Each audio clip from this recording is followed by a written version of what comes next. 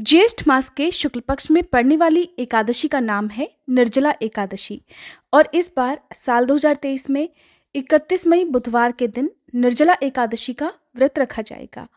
निर्जला एकादशी को भीमसेनी एकादशी और द्वादशी को पांडव द्वादशी के नाम से जाना जाता है। ये व्रत बहुत कठिन होता है क्योंकि इस व्रत में जल की एक बूंद भी ग्रहण नहीं की जाती है। व्रत को निराहार रहकर रखा जाता है और अगले दिन द्वादशी तिथि को शुभ मुहूर्त में ही जल और अन्न का सेवन किया जाता है।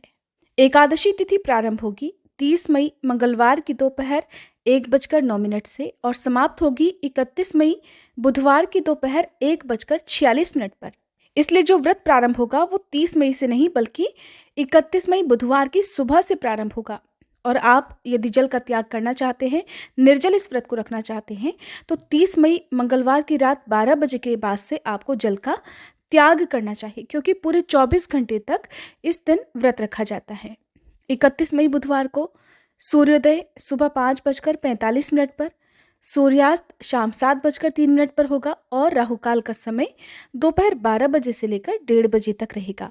आपको ध्यान रखना है कि मंगलवार के दिन केवल दशमी तिथि के नियमों का पालन करना है और बुधवार को उपवास रखकर गुरुवार के दिन एकादशी व्रत का पारणा करना है अर्थात व्रत खोलना है। द्वादशी तिथि प्रारंभ होगी 31 मई बुधवार की दोपहर 1:47 से, जिसकी समाप्ति 1 जून गुरुवार की दोपहर 1:39 पर हो जाएगी।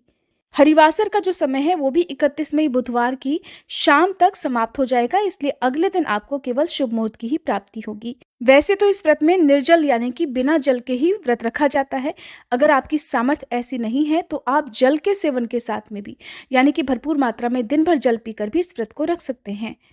1 जून गुरुवार को द्वादशी तिथि के दिन सूर्योदय सुबह 5:44 पर, सूर्यास्त शाम 7:04 पर रहेगा और ब्रह्म मुहूर्त का समय रहेगा सुबह 4:08 से लेकर 4:56 तक। आप चाहें तो ब्रह्म मुहूर्त में भी पूजा कर सकते हैं क्योंकि ब्रह्म मुहूर्त का जो समय है वो सुबह स्नान करके पूजा करने के लिए सबसे उत्तम माना जाता है। अगर आप इस व्रत में जल का सेवन करते हैं तब आपके लिए ये एकादशी निर्जला एकादशी नहीं रह जाएगी। तब ऐसे में आप हर बार की एकादशी की तरह इस व्रत को रख सकते हैं। आप निर्जला एकादशी का उपवास खोल सकते हैं 1 जून गुरुवार की सुबह 5:45 से 9:30 के बीच में। इस दिन आप पूजा सुबह जल्दी कर सकते हैं, लेकिन आपको जो व्रत खोलना है, यदि आपने निर्जला व्रत रखा है तो जल का सेवन भी आपको इसी शुभ मुहूर्त के अंदर करना है। इससे पहले तक आपको जल की एक बूंद भी ग्रहण नहीं करनी होती है। निर्जला एकादशी के दिन भरपूर मात्रा में जल का दान किया जाता है। इस दिन आप जल के अलावा मीठे शरबत का, फलों के जूस का भी दान कर सकते हैं। पानी से भरे घड़े का दान, सुराही का दान आप कर सकते हैं। खाली घड़े का दान इस दिन नहीं करना चाहिए। घड़े के अंदर आप जल भर कर रखें और आप अपनी सामर्थ्य के अनुसार जल के अलावा मौसमी फलों का, मौसमी सब्जियों का या फिर वस्त्र का दान भी किसी योग्य व्यक्ति को, निर्धन व्यक्ति को दान में दे सकते हैं। उम्मीद है ये जानकारी आपको पसंद आई होगी।